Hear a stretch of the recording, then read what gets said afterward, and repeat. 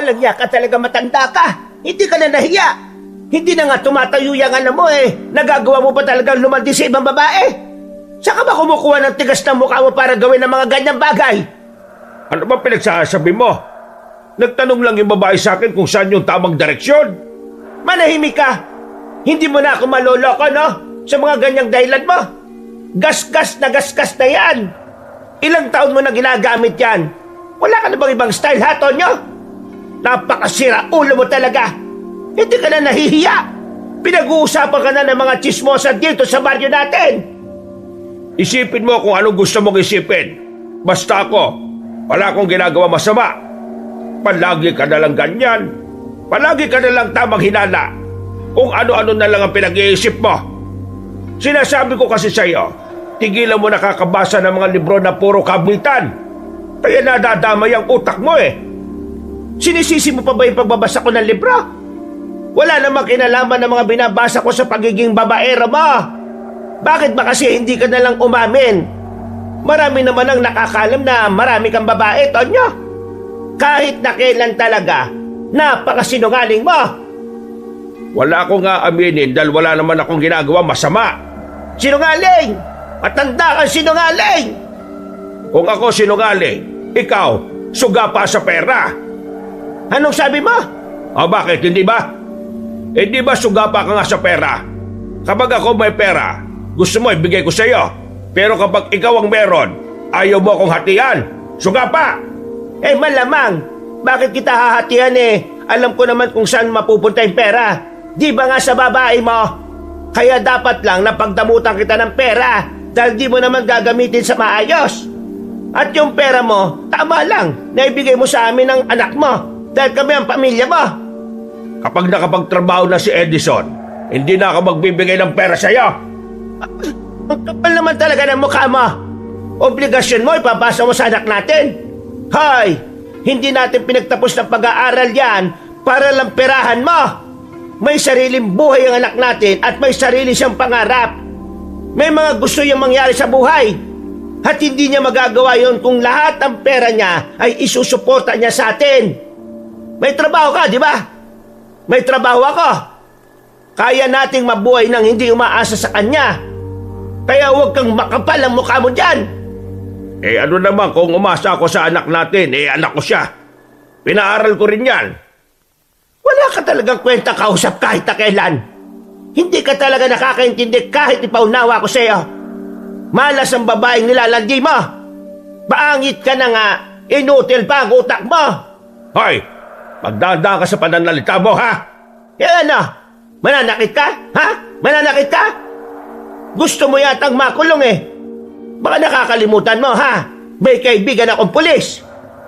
Ah, yung kaibigan mo kunwari pero may gusto sa'yo. Siraulo ka bang tao ka? Parang apo ko na si Nomer. Anong may gusto? Kahit ano na lang talaga masabi mo eh, no? Palibhasa, gawain mo kasi. Siraulong matandang to. Kung makapagsabi ng matanda, kala mo hindi siya matanda. At least ako, meron akong pinagkatandaan. Eh ikaw, tumanda ka na lang ng paurang.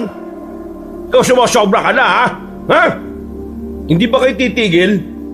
Dinig na dinig kayo sa labas. Nakakaya kayong dalawa. Ano na naman ba kasi pinag-aawayan nyo? Eh kasi itong tatay mo, babaero. Nakita ko na naman kanina na merong ibang babaeng nilalandi. Eh nag-iilusyon lang yung nanay mo. Wala akong nilalandi. Kakabasa niya ng pocketbook na yan eh. Anong tingin mo sa akin, buang? Tayo naman kasi, kahit nahuling-huli ka na, ayaw mo na lang talagang aminin eh. Nakita rin kita kahapon, may kaharutan kang babae. O ano? Anong dedepensa mo ron? Natamimi ang matandang si Tonyo. Nanahimik na lang ito dahil sa kahihiyan. Para itong bata na biglang natanggalan ng kulit. Lumapit si Edison sa kanila. Kumuha ito ng tubig at binigay sa nanay niyang gigil na gigil pa rin. Huminga siya ng malalim. Tay, ang tanda niyo na. Umayos ka naman. Sa susunod na taon magtatrabaho na ako. Kailangan ko lang hintayin yung sampa ko sa barko. May iwan kayong dalawa rito. Baka naman, mas lalo kang lumala niyan, ha? Hindi ko kasi mapigilan eh. Ipaputol mo na yung Junjun mo para wala ka ng kaligayahan. Tay, isipin mo na lang kasi yung pamilya natin. Hindi yung pansarili mong interes. Kapag ako nag-asawa, bubukod na ako. Kayong dalaw na lang ang magkasama. Hahayaan mo bang pati si nanay mawala sa'yo? Paano kung hindi ka naman alagaan ang ipapalit mo sa kanya? Yan, makinig ka sa anak mo. Ikaw kasi wala kang pang-unawa. Puro kamanyakan lang yung nasa isip mo. Tanda-tanda na eh. Bumuntong hininga na lamang ang matandang si Tonyo. Ang kanyang ina naman ay kumalma na rin at mas piniling lumabas na lang ng bahay. Napatingin si Edison sa kanyang ama. Hindi naman yon makapag-angat ng tingin sa kanya. Maayos nga kayo. Mga tao sa labas Ikaw na lang palagi ang laman ng usapan. Bigyan niyo naman ako ng kahihiyan. Napapailing na lamang si Edison. Nung hapon na yon, sa halip na magmeryenda ay umalis na lang din ang binata. Tumambay siya sa madalas niyang paglibangan, ang maliit na basketball court sa kanilang baryo. Pag-upo niya, agad na tinabihan siya ng isang binata. Mukhang may problema ka na naman, kaibigan ah. Wala ako. Pera no? Baliw. Hindi. Ay, bad trip lang ako. Bad trip? Bakit na naman? Si tatay Hindi kasi talaga tumitigil sa pambababae niya.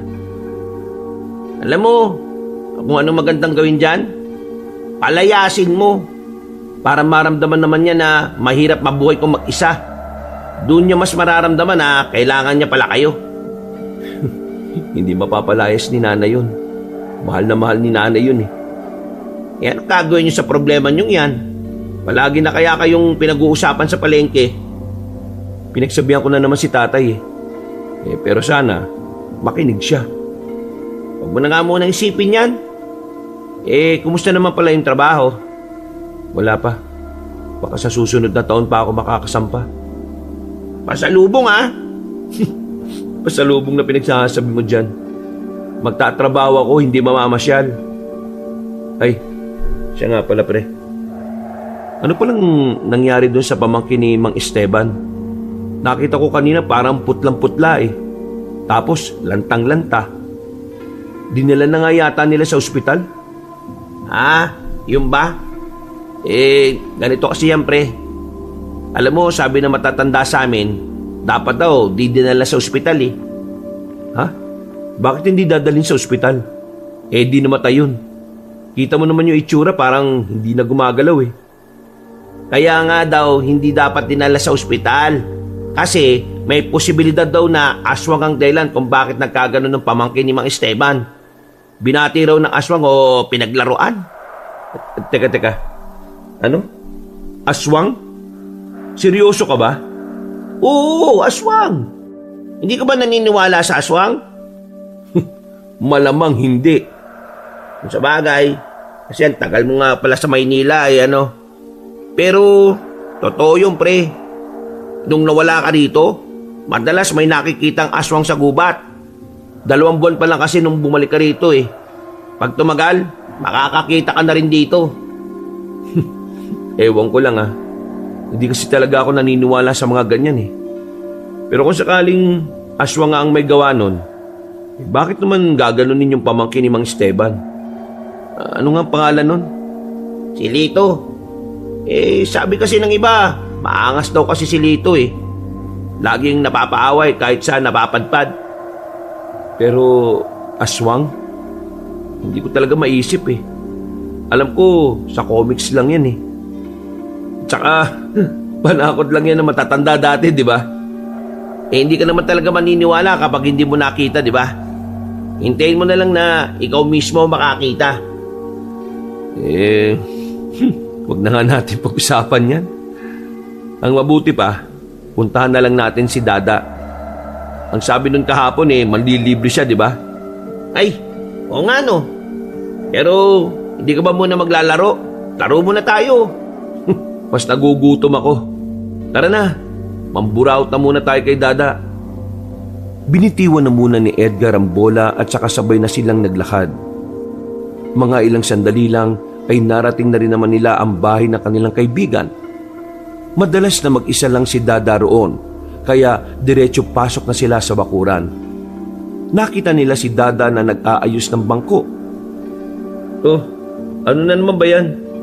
Tamang ayos ka na naman kahit wala namang sira Iba tama pre Mga baliw, nasira to kanina. Pinampalo sa akin ni tatay. Ha? Seryoso? Oh, tingnan nyo. Pinakita ni Dada ang malaking pasa sa kanyang likuran. Sa isang iglap, nakaramdam sila ng awa para sa kaibigan nila. Agad nila itong nilapitan at tinabihan. Bumuntong hininga naman si Dada. Bakit pre? Ano ba kasing nangyari? Naiwala ko yung susi ng motor niya Ay loko, magagalit talaga yun. Pero grabe naman yung pinalo ka ng silyan na yan. Saan ka ba pumunta? Pwede naman natin hanapin ngayon Nakasabit lang yun sa tagiliran ko Tapos, inutusan niya ako kanina na bumili. Pagbalik ko, nasa akin pa nga yun Sigurado ka bang wala ka ng ibang pinuntahan? Ibang pinuntahan? Ay, oo, naalala ko na.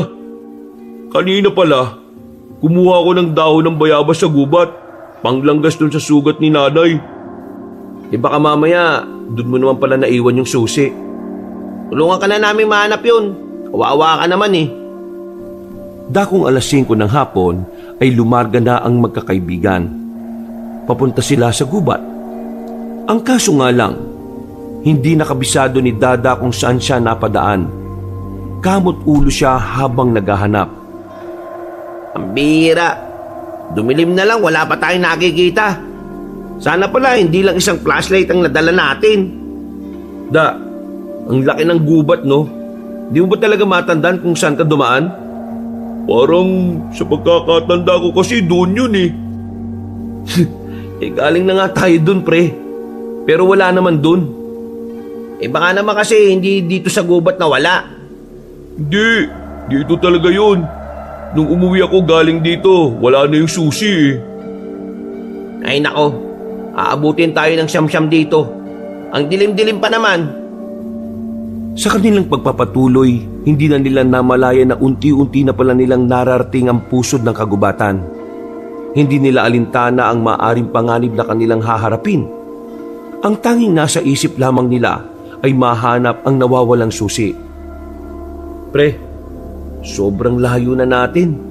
Siguro naman hindi ka na nakarating dito kanina, no?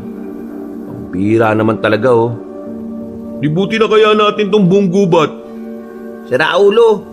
Baka mamaya matuklaw pa tayo ng ahas dyan Pre, ganito na lang. Sa ngayon, kailangan na muna natin bumalik sa atin. Bukas na lang natin hanapin ulit. Pare-pareho naman tayong mga tambay kaya palagi tayong may oras. Iisip mo na lang muna yung suntok ng tatay mo. Uy, para kang timang. Sinasaktan na nga yung tao, ginagawa mo pang katatawanan. Biro lang naman. O sige na, bukas na lang siguro tayo bumalik. Ililibre ko na lang kayo ngayon. Pero baka pares lang Kasi di pa ako nabigyan ng pera ni nanay Walang problema. Nagugutom na rin kasi ako Sakto yan. Sinimulan na ng tatlo ang paglalakad. Nagagawa pa nilang magkwentuhan habang naglalakad. Pero napatigil sila sa tapat ng punong akasya nang may marinig silang tila nangungurog na hayop. Sa kanilang kuryosidad, naisipan nilang hanapin kung saan nagmumula ang kanilang naririnig.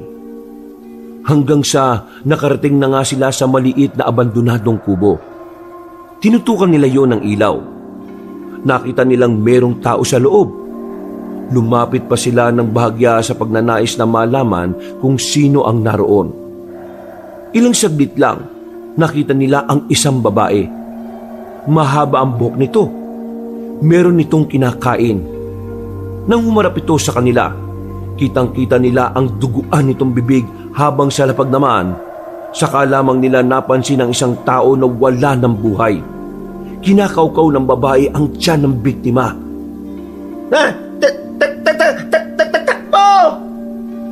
Naunang tumakbo si Edgar, pero sa huli, nadapa ito sa makapal na sanga.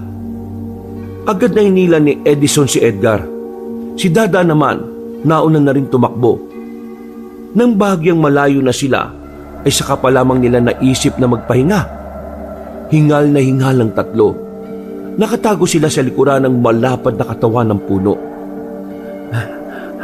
Patay mo muna yung flashlight mo para hindi niya agad malaman kung nasan tayo. Ang dilim-dilim sa daan eh. Ang kulit mo. Mamaya na natin gagamitin niya kapag aalis na tayo. Magpahinga muna tayo dito. Sumunod na lamang si Dada sa sinabi ni Edgar. Ilang segundo pa lang pagpatay ni Dada ng flashlight, naramdaman na kagad nila ang presensya ng babaeng aswang. Hindi sila gumalaw para hindi makalikha ng ingay. Maya-maya lang, naririnig na nilang palakas na ng palakas ang yabag ng paa ng aswang. Nang nasa harapan na yun ang puno, biglang kumalamang sikmura ni Edgar. Dahil sa sobrang tahimik na kagubatan, dinig na dinig ang pagkalam ng kanyang sikmura. Dahil doon, ay nalaman ng babaeng aswang ang pinagtataguan nila. Agad na lumapit ang mga yon sa kanila. Tulong! Uy! Nahawakan ako! Uy! Sira ulo! Hinihila ng aswang ang paa ng binata. Buti na lang ay binalikan siya kaagad ng dalawa. Nakipaghilahan sila sa aswang kahit na takot sila sa itsura nito. Hoy aswang! Kaibigan namin to! Umalap ka ng ibang kaibigan mo! Lakasan pa natin! Kakailan nyo, magigimana ng galang katawan ko eh! Umangil-angil lang ang aswang sa kanila. Kahit na babae yon, ramdam nila na hindi normal ang lakas nito. Kaya naman, mas lalo pa nilang binuo sa mga natitira nilang enerhiya. Hindi nagtagal, nabawi nila ang kaibigan nila. Pero nanatili lang sa harapan nila ang aswang na yon. Ano ba kailangan mo sa amin? Galit ka ba kasi na-istorbo ka namin, ha? Walang niyang buhay talaga to. Totoo pala tong ganito. Edgar, sige na. Sumama ka na sa kanya.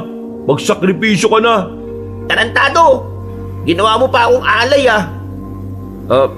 Aswang, pwede bang iba na lang ang kainin mo?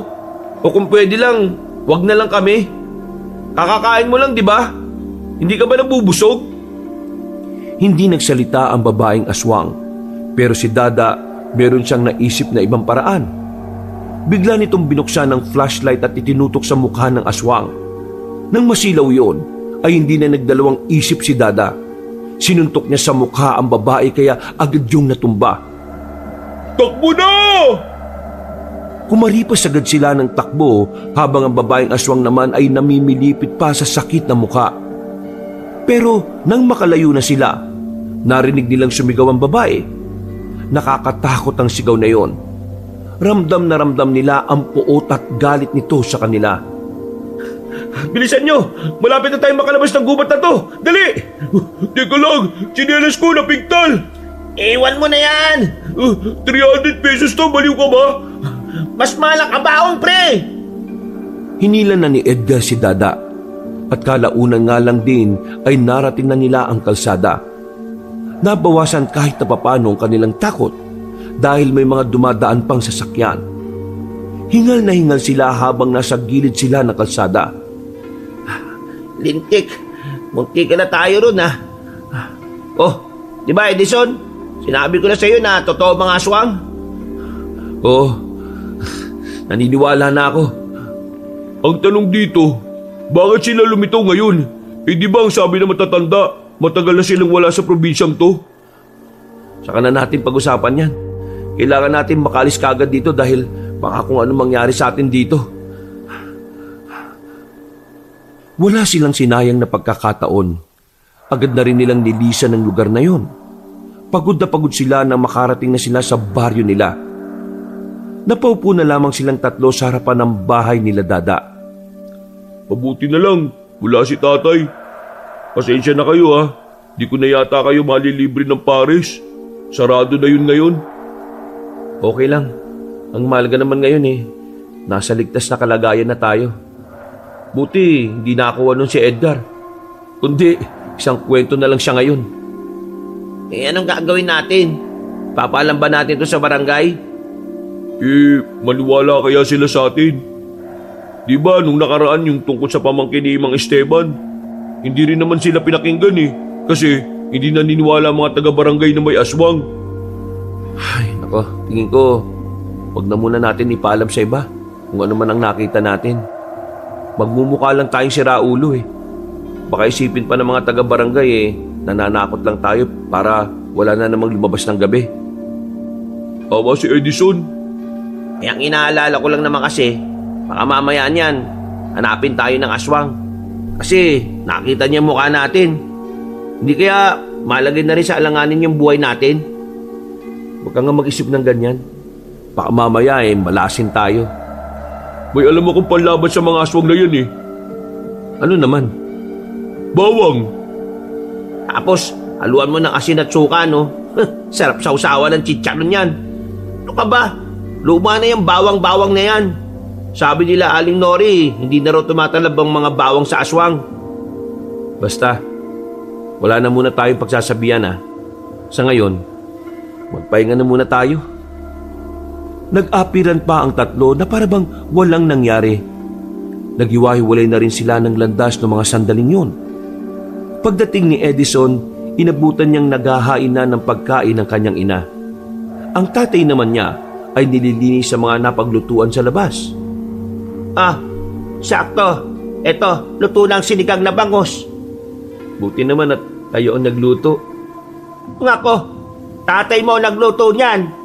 Ewan ko kung anong nakain ng isang yan. Nako, si tatay na naman pala nagluto. Siguradong napakaasim na naman ito. Inubos mo naman yung pinitas na mga sampalok Kahit na sobrang asim ng nilutong ulam ni Mang Tonyo, napilitan na lamang kumain si Edison. Kahit na inis siya sa ama, ayaw din naman niyang mapasama pa ang loob nito. Dahil hanggat maaari, inaayos niya ang ugali ng kanyang ama.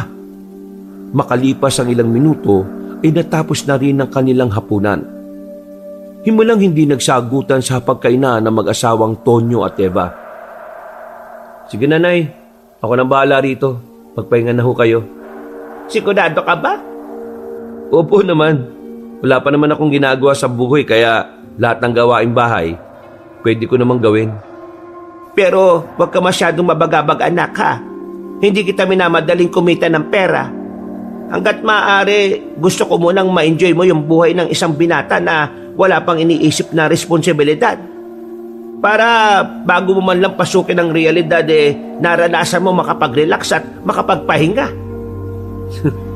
Maraming salamat, Nay Nay, bakit pala bait-bait niyo sa akin?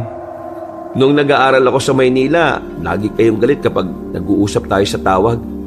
Akala ko tuloy nun, ayaw niyo na ako makausap Ano ka ba naman? Sinasadya ko lang yun para hindi ka na magtanong kung kumusta na kami. Ayaw ko kasing malaman mo na nahihirapan kami dito noon. Kasi ayaw ko masira ang focus mo sa pag-aaral. Maraming salamat talaga, Nay. Di bale, makakabawi rin ako sa inyo balang araw. Bumawi ka sa sarili mo para sa ilang taon mong pag-aaral. Tinapik siya sa balikat ng kanyang ina at saka naglakad na rin papasok ng kanilang bahay. Habang ang lalaking si Edison naman ay naiwan sa bakuran para maghugas ng kanilang pinagkainan. Napangiti na lamang ang binata. Natutuwa siya sa kabaitan ng kanyang ina. Sa sobrang bait ng kanyang nanay, ay mas lalong hindi niya maintindihan kung papaanong nagagawang magloko ng kanyang ama. Ay naku, Diyos ko. Nakakainis talaga kapag naalala ko yung kalokohan ni tatay. Ay, makapaghugas na nga lang. Mabilis na hinugasan ng binata ang mga pinggan. Pagkatapos ng ginawa niya, ay naligo siya sa pusuhan na nasa gilid lang din naman ng kanilang bahay. Habang naliligo, merong dalawang tsismosa na napadaan sa kanilang bahay. Narinig niya ang sinabi ng mga yun na meron na namang kinausap na ibang babae si Mang Tonyo. Kaya kahit basang-basa, naglakad ang binata patungo sa kinaroroonan ng kanyang ama. Inabutan niya yung nakakbay sa isang babae. Mas batang babae na parang wala pang 30. maganda at maputi. Aminado si Edison na kapansin-pansin talaga ang itsura nito.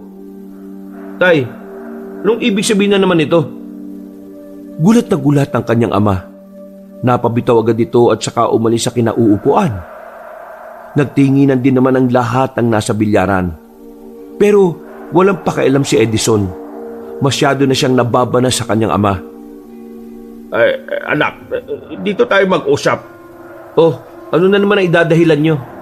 Tropa mo lang yun.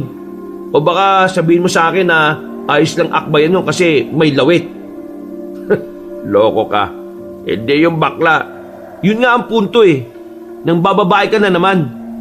Akala ko ba nagkaintindihan na tayo na pipilitin mong baguhin yung ganitong ugali mo? Ano na naman ba to?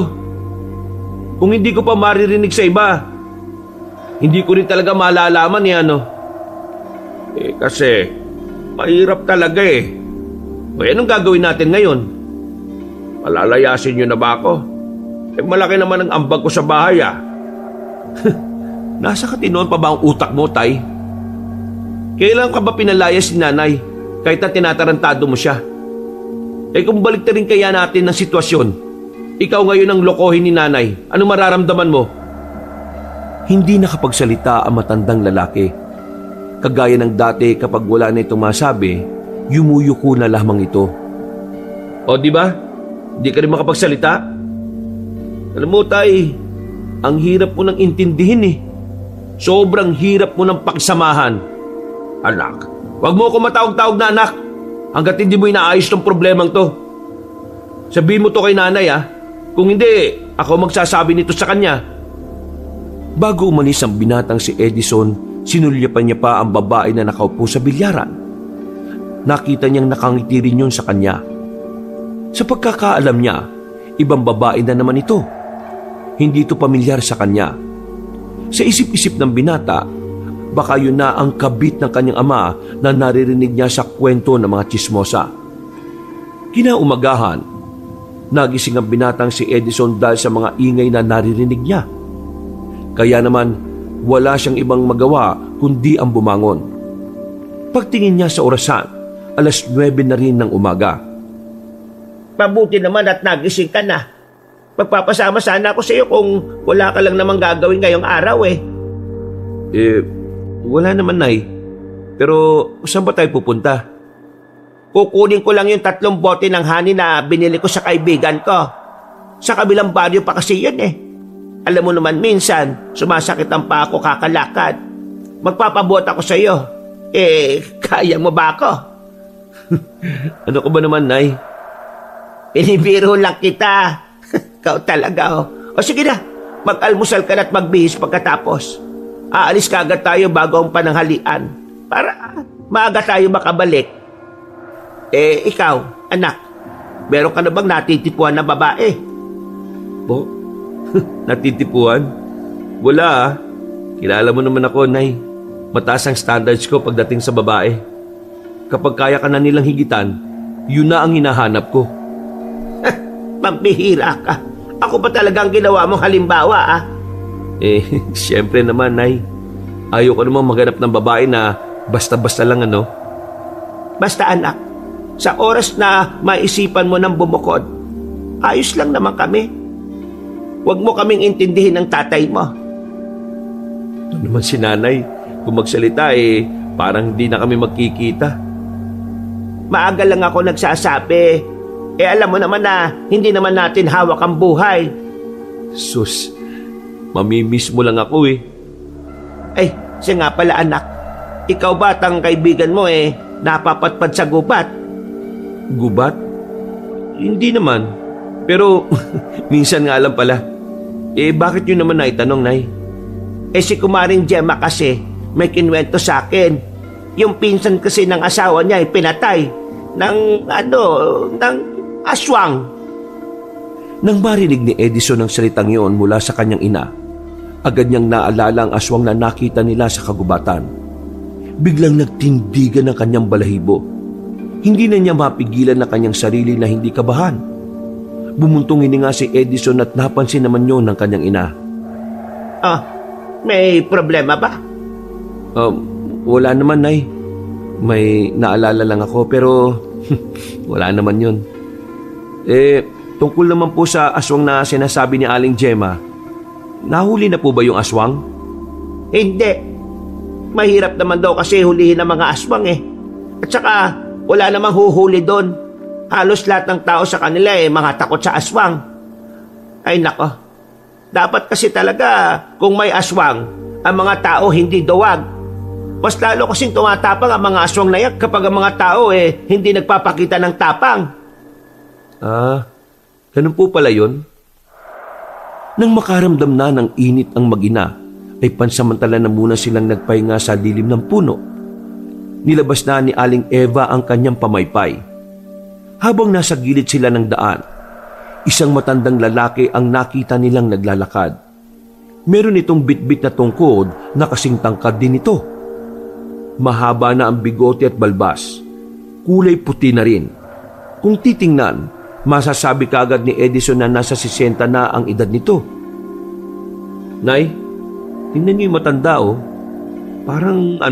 Parang ermitanyo. Ay baka nakatira yan sa gupat. Huwag na tayo lumapit. Mahirap kausap ang mga ganyan. Hindi na sana nila papansinin na matanda, pero bigla itong tumigil at lumingon sa kanila. Isang makahulugang ngiti ang pinakita nito, pero mas lalo silang nakaramdam ng pagkailang nang makita nilang papalapit na ang matandang lalaki sa kanila. Wala na silang nagawa nang kausapin sila nito. Magandang tanghali sa inyo. Maaari ko bang malaman kung saan ang inyong tunga? Nay, bakit ang lalim niya magsalita? Aba, ewan ko. Sila yata nagugula kayo sa aking biglang paglitaw. Kung gayon, sasabihin ko na lang ang nais kong sabihin sa inyong mag-ina.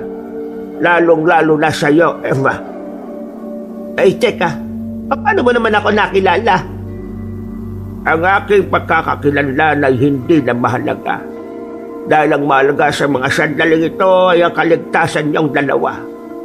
Nais ko lamang iparating na wala kayong kasalanan sa kung ano man ang ginawa ng matandang lalaki na yon. Ngunit nais ko kayong paalalahanan na hanggat maaari, ibalik niya ang kanyang kinuha. Sandali lang ho.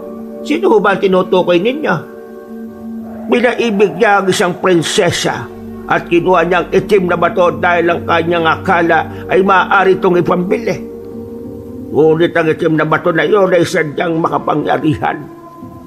Kung hindi niya ibabalik ang kanyang ninakaw, maaari niya itong ikapahabak. Mawalang galang na po pero hindi po namin alam ang sinasabi ninyo Bukod sa inyo, kaibigan, alam nyo na rin na marami siyang nilalapitang binibini. At isa sa kanyang mga pinaibig ay ang prinsesa.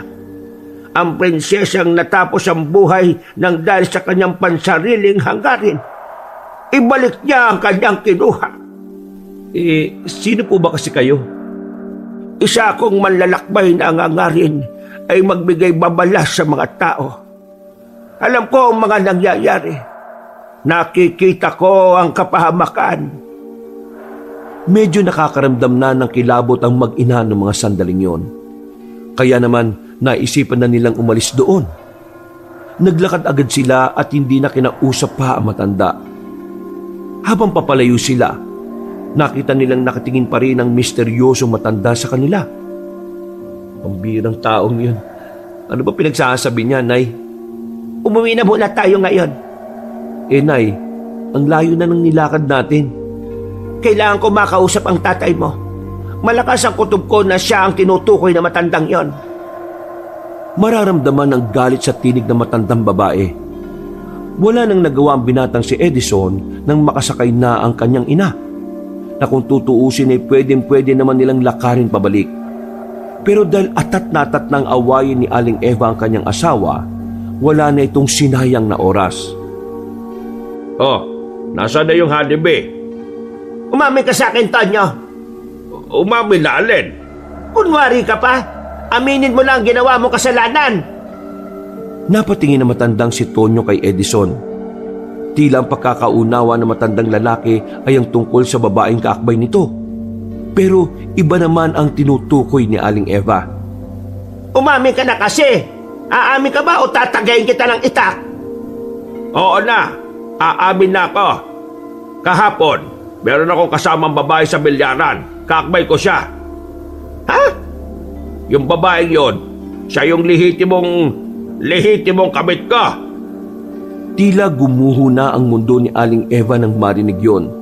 Kaya naiba na ang usapan ng mga sandaling yon. Sa halip na malaman nila kung sinong prinsesa ang niloko ni Mang Tonyo, natuon ang kanilang atensyon sa kabit na matandang lalaki. Siya yung babaeng pinag-uusapan nung nakaraang buwan pa. Eh di totoo nga yung hinala ko nung nakaraan. Oo, totoo nga. Totoo yon, Eva. Totoo yun pero sinasabi mo sa akin na hindi. Napakasinungaling mo talaga. Sinabi na nga sa inyo tapos sasabihin mo pang sinungaling. Kapag hindi naman umamin, ganun din. Eh nako, ang gulo mo. Napakawalang yamong tao ka. Aray ko, masakit yung kaldero na yan, ha? Kulang pa ang kalderong yan. Ang dapat sa'yo, nilulumpo ka. Inalisa ka na sana ng pagkalalaki mo. Walang yakang matanda ka. Hindi na napigilan ni Aling Eva ang kanyang sarili. Kinuha na nito ang mahabang kutsilyo. Nang iaamba na nito ang kutsilyo kay Mang Tonyo, ay agad-agad naman itong tumakbo palabas ng bahay. Napaupo na lamang din na matandang si Eva sa gilid at iyak ito ng iyak. Naninikip ang kanyang dibdib. Inasikaso naman ito ng binata. At ilang minuto lang naman ay naging kalmado na ang matandang babae. Palalayasin ko ang tatay mo. Wala na akong pakialam kung may inambag siya sa pamamahay na ito. Masyado na masakit ang puso at ulo ko sa kanya. Kung kailan kami tumanda, saka naman siya gumanyan. Eh kung yan po ang desisyon ninyo, hindi ko na yun tututulan. Inagalang ko ang nararamdaman nyo, Nay. Masensya ka na, Edison. Nakikita mo pa mga ganito. Nadadamay ka pa. Nay, anak niyo ako. Karamay niyo ako palagi. At hindi ko naman kukonsinti ng ginagawa ni tatay. Tatandaan niyo palagi, kakampi niyo ako. Tumango na lamang ang kanyang ina, pero nakatulala pa rin ito sa ibaba. Balisa at hindi pa rin tumitigil sa pag-iyak. Noong mga sandaling yon, matinding galit din ang nararamdaman ni Edison para sa kanyang ama. Pinipigilan niya lamang ang kanyang sarili na makapanakit. Sandali niyang iniwan ang kanyang ina at lumabas siya sa kanilang bahay. Nakasalubong niya pa si Dada at si Edgar, pero hindi niya yun kinausap. Diretso lamang siyang nagpunta sa bilyaran. Sakto namang nakita niyang roon ang kanyang ama na kasama na naman ang babae na sa pagkakarinig niya, Sonia ang pangalan. Uy! Anong gagawin mo, pre? Pre, relax lang, ha? Hindi niya pinakinggan ang sinabi ng kanyang dalawang kaibigan. Agad niyang nilapitan ng ama at hinila ito sa inuman. Sinusubukan ko hindi makapanakit Pero yung ginawa mo kay nanay, hindi ko na kaya pang tiisin. Biglang sinuntok ni Edison si Mang Tonyo. Sa lakas ng suntok, natumba ito sa lamesa kung saan nagiinuman ng mga lasing. Maging ang babaeng si Sonia rin sa gilid ay nabigla din sa kanyang ginawa. Walang hiya ka. Paano mo nagawa saktan ng tatay mo? Ikaw ang walang hiya. Paano mo nagagawang bastusin at saktan si nanay? Ha? Paano? Pre, tama na. Tatay mo pa rin yan. Wala akong ama na kagaya niya. Kung pwede ko nga lang sana nahilingin na sana mamatay na to kagad Abat, lokong bata to Edison, tama na. Manahimik ka. Ikaw ang dahilan kung bakit nasasaktan ng nanay ko ngayon Tapos, sasabihin mo sa akin ngayon na tama na. Baliw ka ba talaga? Hindi mo na lang ba iniisip na merong pamilya yung matandang yan? At hindi ka na ba nahihiya? Parang lolo mo na ang tatay ko Halos magkasing edad nga lang yata tayo Tapos, bumatol ka sa matandang yan? Bakit? Dahil may pera? Nabibigay niya ba ang luho niya sa'yo? Ganun ka na ba kababang babae, ha? Isipin mo na gusto mong isipin. Pero totoong masaya ako kapag siya ang kasama ko. Wala akong pakialam kung gaano ka kasaya. Ang sinasabi ko, sumira ka ng pamilya. May sinatang kang tao. May binastos kang tahanan. Edison, Kumalma ka nga muna. Pwede naman natin pag-usapan ng mga bagay na ganito eh. Ikaw, Tay, isoli mo kung ano man yung kinuha mo. Dahil kapag kami ni Nanay ang nadamay sa katarantaduan mo, mas lalo ka namin hindi mapapatawad. Nanlalaki ang mga mata na matandang si Mang Tonyo. Pero agad na rin namang umalis doon si Edison. Sa inis niya, tumambay na lamang muna siya sa kagubatan para magpalamig ng kanyang ulo. Banas na banas siya sa mga nangyayari. Gusto niyang bugbugin ang kanyang ama pero hindi niya yung magawa. Kahit na papaano, ginagalang niya pa rin ng tatay niya. Pambira din naman kasi karakas ng tatay mo eh. Kahit matanda na, talagang ang lakas ng sex appeal, pre. Kaya ang dami tuloy talagang nalolokong babae. Tingin ko pre, kailangan nyo lang talagang palayasin si Mang Tonyo. Kasi parang anay yan pre. Unti-unti niyang wawasakin ang buhay ninyo. Palalayasin na siya ni Nanay. At sana lang talaga, hindi na siya bumalik. Eh si Aling Eva naman, kakayanin niya kayang mawala ang tatay mo? Oo nga, parang sobrang mahal na mahal ng nanay mo si Mang Tonyo eh. Hindi ko alam kung ano na mangyayari. Basta ako, sagad na ako. Hindi ko natatanggapin yung matandang yun sa buhay namin. Huminga ng malalim ang binatang si Edison. Kahit na papaano ay gumagaan ang kanyang pakiramdam dahil sa sariwang hangin na kanyang nalalanghap. May ba tayo pre? Yung tungkol dun sa aswang na humabol sa atin, ano na kayang balita ron? Wala namang makahuli. Pinsan ang kakilala ni Nanay yung biktima. Sabi ni Nanay, yung aswang daw na yun sa kabilang baryo naglalagi nito mga nakaraan. Kumbaga, yung nakita natin, dinala niya lang dito sa kagubatan ng baryo natin. Nakakilabot pa rin kapag naalala ko yung mukha niya, pre. Buti na lang talaga, hindi niya tayo nagawang habulin. Pero pre, ano pala yung sinabi mo kanina sa tatay mo? Yung sinabi mong may ibabalik niya na ano? Ano bang bagay yun? Dahil naitanong na rin naman ni Dada ang tungkol doon, hindi na rin siya nagdalawang isip pa na ikwento ang tungkol sa sinabi sa kanila na matanda. At dahil nga sa kwentong yon, nagkaroon ng haka-haka sa utak si Edgar at Dada. Pre, di kaya yung matandang yun may alam talaga? Tapos, yung sinasabi niya, baka may kung anong ninakaw tong tatay mo doon sa prinsesa na sinasabi. Paano kung yung prinsesa pala yung tinutukoy aswang? Ha? Napaisip din si Edison nung una. Inisip niya na malabo pero nang pagtagpi-tagpain niya ang lahat ng detalyeng nasa isip niya, sa kanya lamang napagtanto na maaring pwedeng ang ganun ang sinasabi ng matandang lalaki. Kasi tingnan mo pre kung paano magsalita yung matandang yun parang nakakabahala talaga no? Ibig sabihin, maaring mababangis ang manakit sa tatay mo kapag di niya isinauli yung itim na bato. At ang itim na bato, kadalasan ginagamit yan ng mga aswang kapag meron siyang ginagawang kakaiba sa katawan nila Kagaya na lang ng pagpapalitan nyo. Basta, marami. Ibig sabihin kung tama nga ang mga sinasabi nyo, pwede rin kaming madamay ni Nanay. Ayaw kasi sa matanda, patay na yung prinsesa Siguradong gaganti ang mga iyon kay tatay kung siya ang dahilan ng pagkawala ng prinsesa na sinasabi.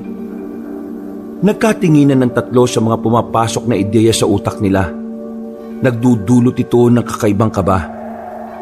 Nang lumamig na ang ulo ng binatang si Edison ay agad na rin itong umuwi ng kanilang bahay. Inabutan niya ang ina na nagluluto ng banana Q para sa kanilang merienda. Ngumiti ito sa kanya na para bang walang nangyari. Pero kahit na nakangiti ang matandang babae, nararamdaman niya pa rin ang sakit na nararamdaman ito. Nakarating sa akin yung ginawa mo sa tatay mo. Hindi ko na kasi talaga kaya, Nay Nakakainis na Hindi mo na sana ginawa yon. Ayaw ko na nasisira ka sa mga tao. Isa pa, alam kong hindi ka tipo ng tao na nananakit. Nay, hindi niyo naman siguro ako masisisi. Matagal ko na rin namang nasasaksihan yan Hindi pa rin siya tumitigil kahit na anong sabi sa kanya. Pero, ayos na kasi sa akin yon. Ano po? Ayos ang alin? Ang pagluloko niya?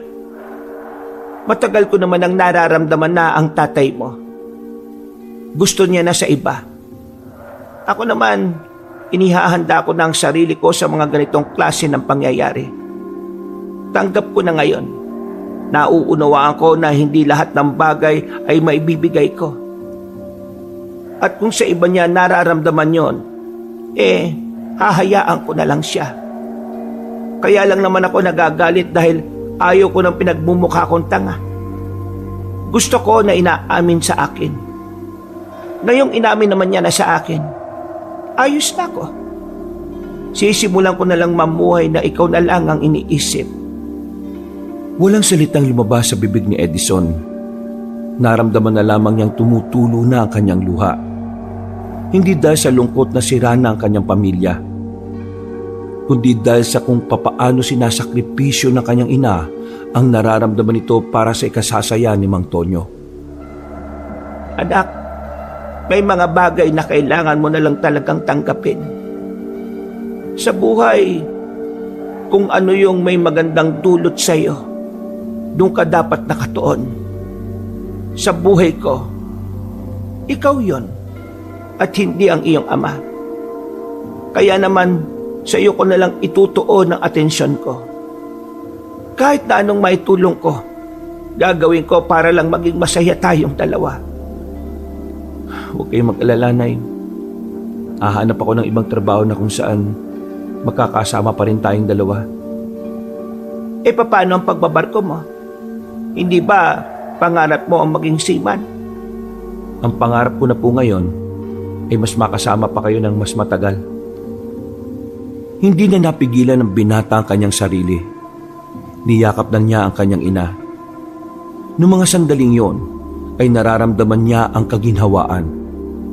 Napagtanto niya na mas magiging magaan pala ang lahat kung matututo tayong tanggapin ang mga bagay na mahirap nang baguhin.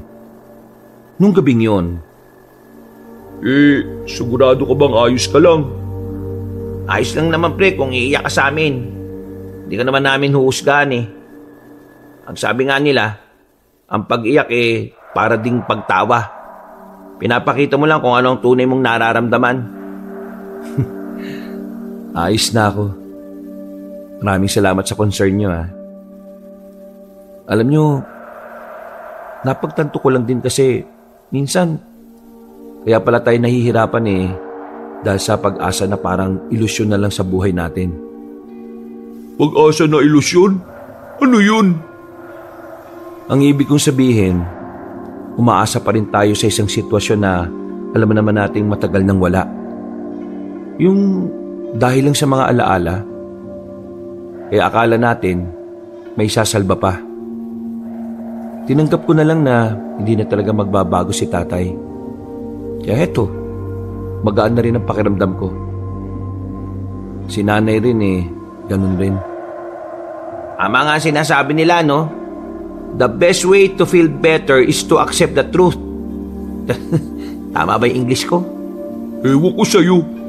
Pwede naman kasing Tagalogin Siya nga pala, Dada. Nahanap na ba yung susi ng tatay mo? Oo, nahanap ko na. Nasa ibabaw lang pala ng altar. Siraulo ka talaga no? Muti ka pa tayo malapa ng aswang dahil niya sa susi na yan tapos nasa altar lang pala. Sorry naman. Baka kalimutin na kasi ako Ha? Ano yun? Napatay yung tatlong binata habang nakatambay sila sa lumang waiting shed dahil sa kanilang narinig. Nakilala ni Edison ang tinig na yun. Hindi siya maaaring magkamali. Boses yun ng kanyang ama. Hindi nagtagal, nakita na lamang nila ang matandang si Tonyo na tumatakbo papalapit sa kanila. Natataranta ito sabay sabing, May mga aswang! Nakita ko sila! Kita-kita ko! Munti ka na nila akong kunin! Magsasalita pa sana si Edison pero agad na rin pumasok ng baryo ang kanyang ama. Dumampot sila ng kahoy sa gilid nang marinig ang mga hiyawan ng mga nilalang. Pero hindi rin naman yun lumapit sa kanila. Papasok na sana sila sa loob ng baryo pero nakakasalubong naman nila ang kabit ni Mang Tonyo, si Sonia. Nagmamadali itong maglakad patungo palayo. Hoy! May mga aswang dyan! Gusto mo na bang malapa? Hindi lumingon sa kanila ang magandang babae. Diretso lamang yung naglakad. Bagay na ipinagtaka naman nila. Hindi kasi nila alam kung bakit tila pupuntahan pa ng dalaga ang kinaroroonan ng mga aswang. Iyan na natin siya. Kabit naman yun eh. Dapat sa mga kabit, pinapapak talaga ng mga aswang. Pagpasok nila sa kanilang baryo, nakita nilang natataranta na ang mga tao.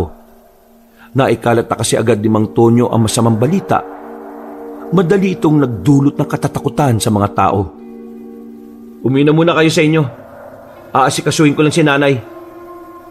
Tila nasa isang pelikula ang kanilang baryo ng mga sandaling yon. Yung atmosfera ng paligid ay tila nababalot ng kilabot na dulot ng mga aswang. Nay! Nay! Bumungad sa kanya ang kanyang ama na nag-iimpake na ng mga gamit nito, habang ang kanyang ina naman ay nasa gilid habang nanonood lang. Mabuti naman at aalis ka na rin dito. Hindi na ako ligtas sa lugar na ito. Hindi na. Narito na sila. Kukunin nila ako. Hindi to pwede. Hindi ako pwede mamatay. Hindi ako papayag. Aalis ako dito. Pagkatapos mag-impake, tumakbo na ito palabas ng kanilang bahay. Napapailing na lamang si Edison. Ano bang nangyayari sa tatay mo? Nakadroga na yata ang isang yan eh. Tama lang talaga na lumaya siya rito. Nay, tingin ko, may atraso siya sa mga aswang. Ha? Anong ibig mong sabihin, anak? Naalala niyo ba yung sinasabi sa atin ng matandang lalaki? Ang sabi niya, may kinuhang itim na bato si tatay. Baka ang itim na bato na kinuha niya ay pagmamay-ari ng mga aswang. Yan! Karma na niya yan! Nay, nababahala ako eh. Baka idamay tayo ng mga aswang kapag nalaman nilang pamilya natin si tatay. Napalunok ng laway ang matandang babae. Mababakas na sa mukha nito ang takot at pangamba. Pero huwag kayo mag-alala, Nay. Kahit anong mangyari, hindi naman kita pababayaan. Bukas, hahanap ako sa bayan ng mga nagtitinda ng mga pangontra. Hindi ako papayag na masaktan ka ng mga aswang na yun. Tumango na lamang ang matandang babae. Niyakap na lamang din niya ang nanay niya. Matapos ang usapan na yon, ay agad na rin naman silang naganda sa kanilang pagtulog. Isinarado ni Edison ng maigi ang kanilang mga bintana. 3 kandado rin ang inilagay niya sa pintuan. Ang itak naman ay nasa uluhan lang ni Edison habang nakahiga. Dilat na dilat ang kanyang mga mata. Hindi siya dinadalaw ng kahit na konting antok. Panay ang tingin niya sa pintuan. Kung minsan ay bumabangon pa siya para lang sumilip sa labas. 3:00 na. Siguro naman pwede na ako matulog. Bumalik na siya sa higaan, pero kahit na anong gawin niyang pagpikit ay hindi naman siya inaantok. Namalayan na lamang niya na inabot na pala siya ng umaga. Dilat na dilat pa rin ang kanyang mga mata. Napatingin siya sa kanyang pintuan nang bumukas yun at bumungad ang kanyang ina. Yung dalawa mong kaibigan, kaya aga-aga nasa bakuran na. Hinahanap ka. May lakad ba kayo ngayong araw? Wala naman, Nay. Pero siguro magpapasama na lang ako sa kanila sa bayan para humanap ng pangontra. Ako naman mamaya, doon na muna kay Maring Tireng. Magluluto kasi ako doon. Sayang din ang ibabayad nila. Tumango na lamang si Edison at agad na lumabas para kausapin si Edgar at Dada. Nang makita na siya ng mga yon, ay agad siyang hinila palayo sa bahay nila. Pabulong na nagsalita ang dalawa. Nakakagulat na balita, pre. Sobrang nakakagulat, pre. Hindi ka maniniwala. Ano ba kasi yun? Yung mga aswang kagabi na tinakbuhan ng tatay mo, doon na lahat. Ha? Patay ang lahat ng mga aswang? Teka, paano mangyayari yun? Yun nga ang palaisipan, pre. Sinong pumatay at papaano? Ang sabi lang kasi sa mga narinig namin, nasa 5 aswang na puro lalaki ang bangkay. Lahat ng yun, merong hiwa sa leeg. Alam mo, binalangan namin ni Dada. Parang biyasa yung pumaslang sa mga aswang na yun Yung para talagang pumapas lang siya ng aswang. Manunugis ang tawag doon. Teka, ibig sabihin, may isang manunugis dito sa atin? Oo, Malamang meron. Mabuti nga yun eh, para kahit na papano, may nagtatanggol sa atin. Hindi nakatiis si Edison ng umagang yon. Pumunta sila sa lugar kung saan naroon pa rin ang mga katawan ng mga aswang. Pagdating nila doon, nagkukumpulan pa rin ang mga tao. Karamihan sa mga naroroon ay mga tsismosa. Palis na sila nang mapansin ni Edison na naroon din ang babaeng si Sonia. Kalmado lang ang babae na parabang wala man lang nararamdaman na pangamba dahil sa mga nangyari. Nilapitan sila nito at nagtanong, Edison, alam mo ba kung nasaan ang tatay mo? "Bakit? Mukha ba akong tanungan ng mga taong nawawala?" Nasa panganib ang buhay niya. "Wala akong pakialam. Maganda nga mawala na siya para mabawasan na yung salot sa mundo eh." Naiintindihan ko nararamdaman mo. Hindi mo ako naiintindihan. At kahit na kailan, hindi mo maiintindihan. Nagawa mo nga manira ng pamilya eh. Tapos, naiintindihan mo? Kadiri ka. Pre, hiya mo na nga lang. Anong ngayaan? Nakakairita kasi. May lakas pa talaga ng loob kausapin ako na parang normal lang ang lahat. Maintindihan mo rin ang lahat. Pero hindi sa ngayon. May dinukot na bagay ang babae sa maliit nitong bag. Inabot niya yon kay Edison. Pero ayaw itong tanggapin ng binata. Isa itong pangontra sa mga aswang. Sa isang tao lang to pwedeng kumana. Tanggapin mo. Proteksyon ng nanay mo. Tinatarantado mo ba talaga ako, ha? Matapos mong saktan ng nanay ko, ngayon naman bibigyan mo siya ng sinasabi mong pangontra? Ano to? Pinaglalaruan mo lang ang nanay ko? Hindi kita masisisi kung yan ang iisipin mo sa akin.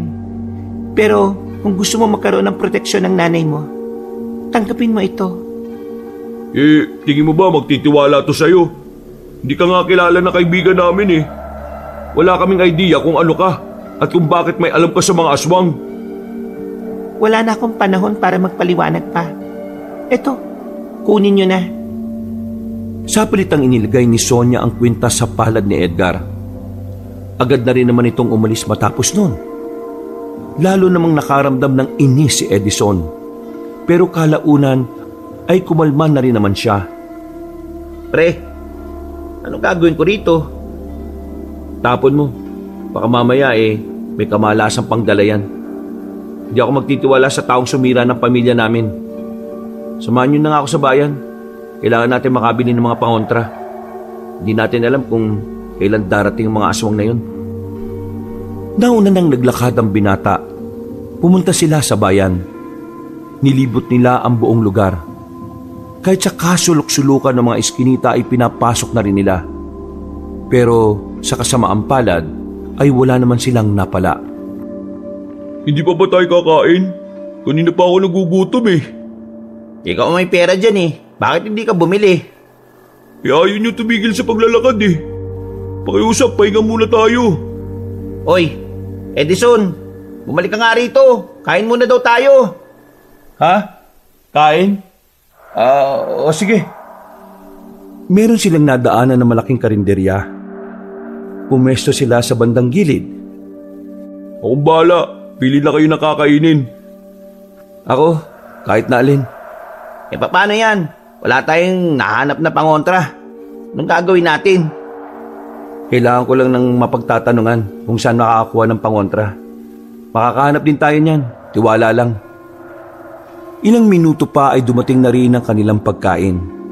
Payapa silang kumain pero si Edison nililibot niya ang tingin sa paligid.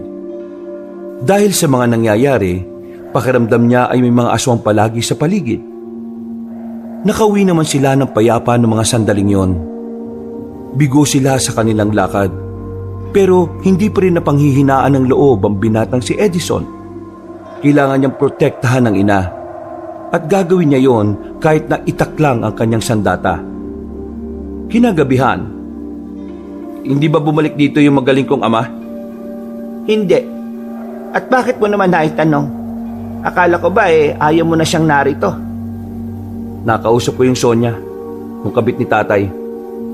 Ang sabi niya, nasa panganib daw yung buhay ni tatay. Tapos, meron siyang binigay na kung anong pangontra na hindi ko tinanggap. Baka mamaya Ipapahamak pa tayo ng pangontra na yun. Hindi ako nagtitiwala sa taong yun eh. Baka gusto niya lang talaga tayong sirain. Nakita ko rin ang babaeng yon. Maganda siya. Matangkad at mukhang maamo ang mukha. Inaamin ko nung una kong kita sa kanya hindi ko agad naisip na magiging kapit siya ng tatay mo. Parang ang hirap paniwalaan. At parang nahihiwagaan din ako sa babaeng yon.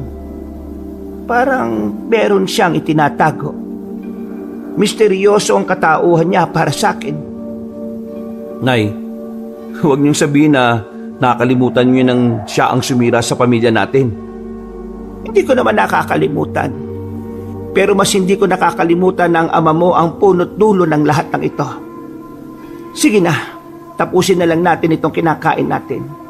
Bahala na ang ama mo kung saan man siya mapapadpad. Itinuon na lamang ni Edison ang kanyang atensyon sa kinakain niya. Napapailing na lamang siya.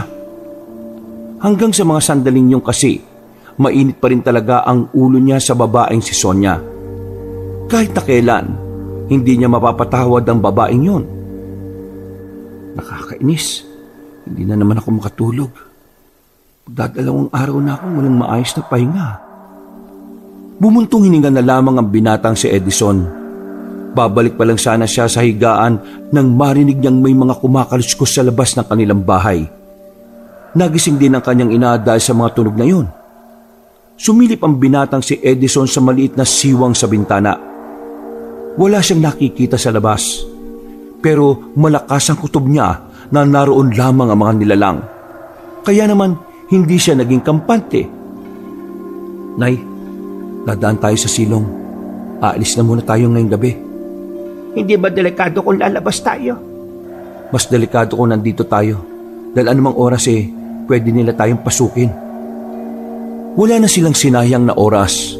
Binuksan na nila ang butas sa kanilang sahig kung saan kakasya ang isang tao. Daan yun patungo sa silong ng kanilang bahay. Nang masiguro ni Edison na wala ang aswang doon, dali-dali na niyang inalalayan ang kanyang ina. Sa puntong ito, nababasa na ni Edison ang mga nangyayari. Para sa kanya, hindi makuha ng mga aswang ang itim na bato, kaya gagamitin sila ng mga nilalang laban kay Mang Tonyo. Nay, kumapit ka lang sa akin ha. Naroon sila sa harapan, kaya dito tayo sa gilid dadaan. Maraan silang naglakad. Madilim sa parting yon kaya nahirapan silang makaalis. Pero makalipas lang ang halos 5 minuto, tuluyan na silang nakalagpas sa masukal na daan. Nasa labas na sila. Nasa gilid ng kalsada. Nagmamadali silang nagtungo sa bahay nila Edgar. Manghiram sila ng tricycle sa tatay nito. Pero nang dumating sila roon, wala ang tricycle. Tanging si Edgar lang ang inabutan nila. Pasensya na pre, pero umalis si tatay Malas talaga Pero sasamahan ko kayo. Punta natin si Tio. May sasakyan yun. Marunong naman ako magmaneho kaya ihatid ko kayo sa ligtas na lugar. Nako, baka pati ikaw masaktan ng mga aswang. Wala pong problema sa akin. Para saan pa po't naging tropang tunay ko itong si Edison. Mabilis nilang nilakad ang daan, pero sa hindi inaasahang pagkakataon, merong natapakan na bubog si Edison. Hindi naman malalim ang kanyang sugat, pero lumabas pa rin ang dugo roon. Malas naman talaga Nakakainis. Akin na nga, tatalian ko ng tela. Sumandal na muna silang umupo sa gilid ng kalsada. Pero habang inaasikaso na matanda ang binata, dito na nila narinig ang mga aswang. Muling kumabog ang kanilang dibdib. Pre, mukhang naamoy nila yung sugat mo Kailangan na talaga natin makalis. Mga ilang sandali lang, tuluyan na nga silang nahanap ng mga aswang. Nakakakilabot ang mga itsura ng mga yon. Ang mga ulo nito ay parang ulo ng baboy na nakalabas pa ang malalaki at mahahabang pangil. Ito na nga yung totoong malas. Nay, sa likod ka lang Alingay ba? Suotin niyo po ito. Bigay po ito ng kabit ni Mang Tonyo. Pero wag na po tayong mag-inarte. Baka naman tumalab yan. Pambira ka naman Bakit hindi mo pa tinapon yan? Naisip ko kasi baka magamit natin sa mga ganitong sitwasyon Hindi na hinintay pa ni Edgar na umalma ang matandang babae. Sapilitan niya itong isunod sa leeg ni Aling Eva. Maya-maya pa, nagsimula na ring lumapit sa kanila ang mga aswang. Unang hinila sa kanila ay ang matandang si Eva. Dinala ito sa madilim na parte ng kagubatan. Habang sila naman ay pilit na nakikipaglaban kahit na kahoy lang ang daladala nilang panlaban. Nay! Pre, sa likod mo! Munti ka nang tamaan ng kalmot si Edison. Mabuti na lang agad silang hinila ni Edgar. Hindi malapitan ni Edison ang kanyang ina. Kinakabahan siya na baka nilapanan ng aswang ang matandang babae. Mga bisit kayo! Bisit! Bisit! Inambahan ni Edison ng kahoy ang mga aswang, pero hindi pa rin yun naging sapat.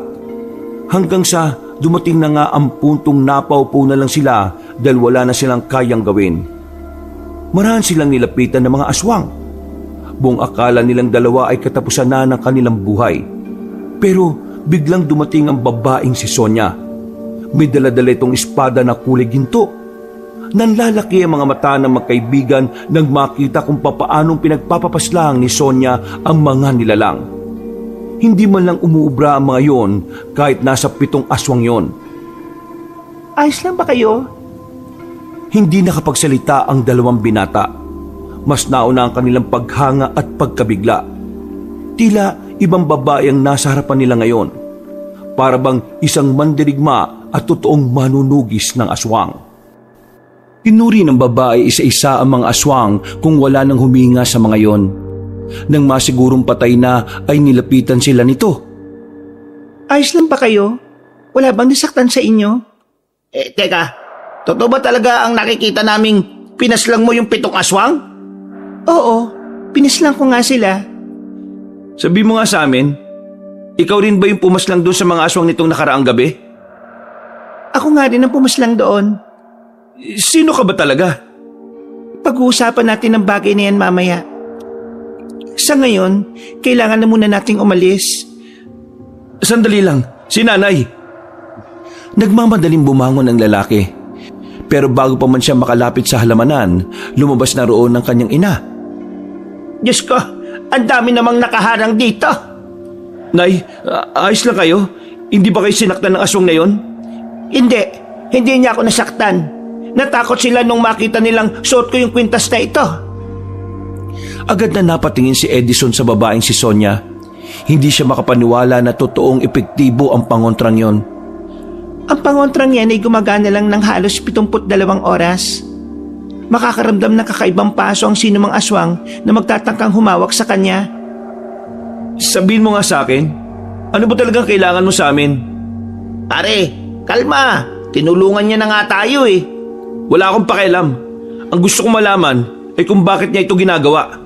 Matapos niyang sirain ang pamilya namin tapos ililigtas niya tayo. Para ano? Para mas maramdaman naming miserable ang buhay namin? Anak, uminahon ka. Sonia, sabihin mo, ano ba talaga ang gusto mo mangyari? Sumama kayo sa akin. Ipapaliwanag ko ang lahat. Delikado rito. Lalo na't may sugat si Edison. Sumama kayo sa akin at kailangan magamot ang sugat na yan para hindi na rin tayo maamoy. Anong tingin mo? Sasama kami sa'yo? Edison, gusto kong maliwanagan. Gusto kong marinig kung ano man ang sasabihin niya. Isang malalim na buntong hininga na lamang ang nagawa ni Edison noong mga sandaling yon. Pinagbigyan niya ang gusto ng kanyang ina. Kaya naman sumama sila sa paglalakad. Ilang minuto lang ang nakalipas, narating na rin nila ang tirahan ng dalaga. Isa itong bahay na bato. Walang itaas pero medyo malawak. Malaki rin ang bakuran at napupuno ito ng malalaking lampara sa palibot kaya maliwanag. Ikaw lang ba mag-isa rito? Hindi. Dito rin nakatira ang mga magulang ko. Pero wala sila rito ngayon.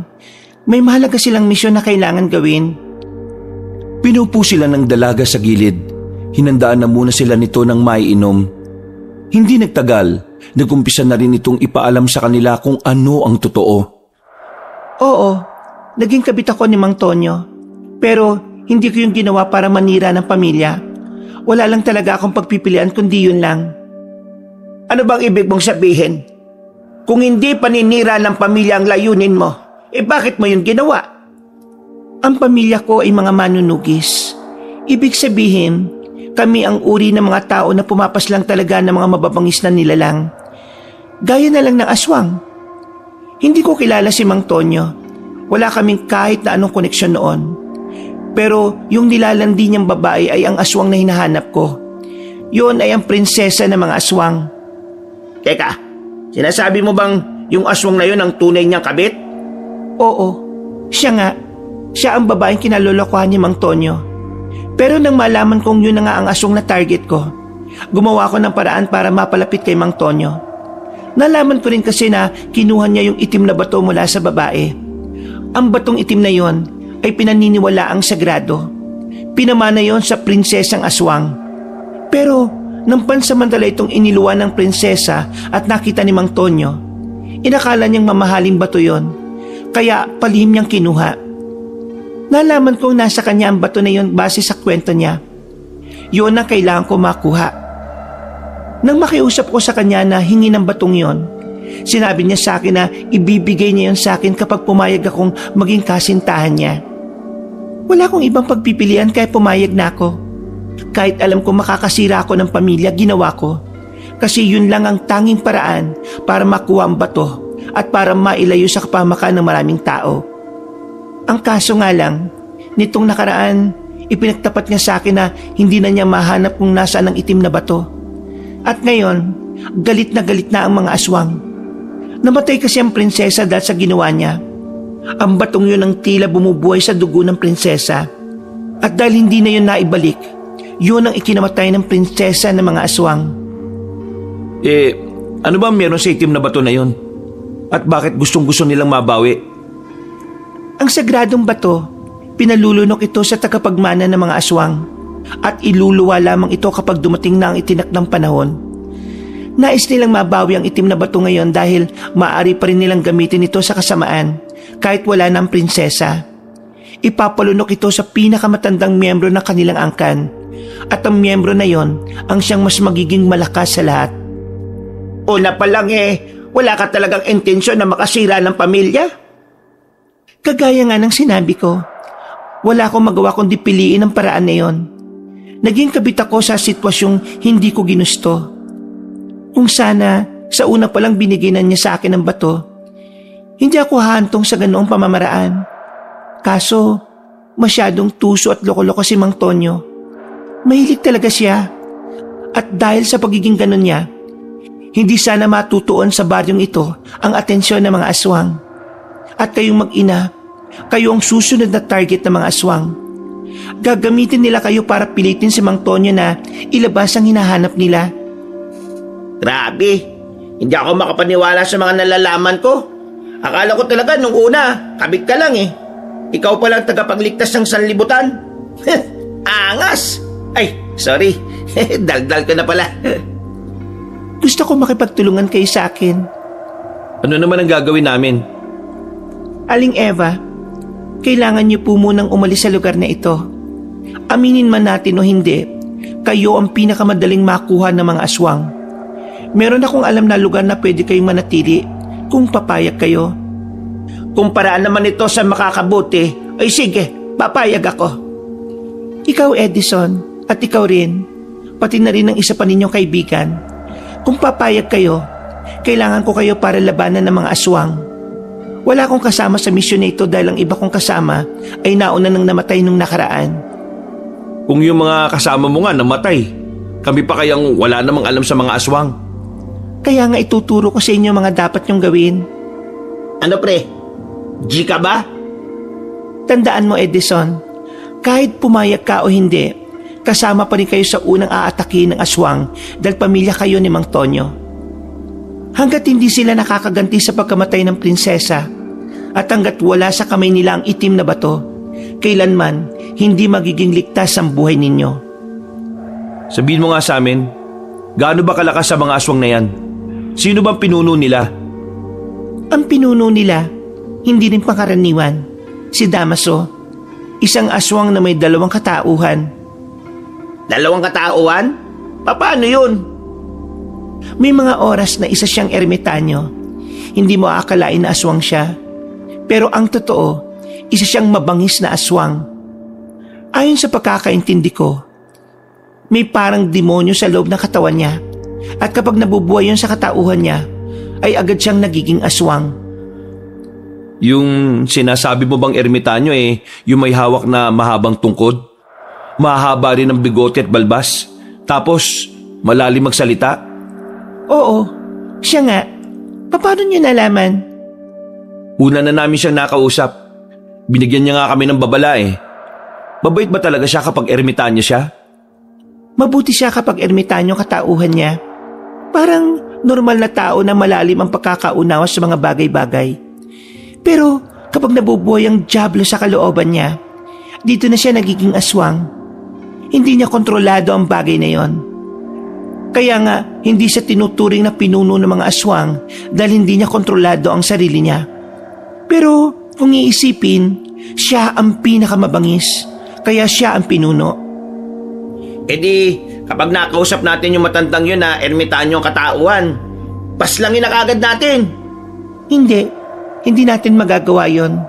Kahit ermitanyo ang katauhan niya, kapag may nagtangka sa buhay niya, bigla-bigla na lang siyang nagiging aswang. Kumbaga, kapag nararamdaman ng dyablo sa katawan niya ang panganib, kusa siyang lumalabas para protektahan ang sarili niya. Tama. Kaya hindi natin pwedeng paslangin si Damaso sa ganung estado. Kailangan talaga natin siyang labanan kapag siya ay nasa estado ng pagiging aswang. Isang malalim na buntong hininga na lamang ang nagawa ni Edison. Sa puntong ito ay unti-unti na siyang naliliwanagan. Unti-unti na ring nawawala ang inis niya sa dalaga. Sa harapan ng salangan ay nakita niyang nag-uusap si Aling Eva at si Sonia. Humingi ng paumanhin si Aling Eva at ganoon din naman ang dalagang si Sonia. Matapos yun, siya naman ang lumapit. Sonia, gusto ko lang humingi ng paumanhin sa lahat ng mga nasabi ko. Hindi ko talaga alam kung ano ba talaga ang mga nangyayari. Naiintindihan ko naman. Wala naman akong sama ng loob. Nahiya pa nga ako kasi nasira ko ang pamilya ninyo. Si tatay ang tunay na sumira ng pamilya namin.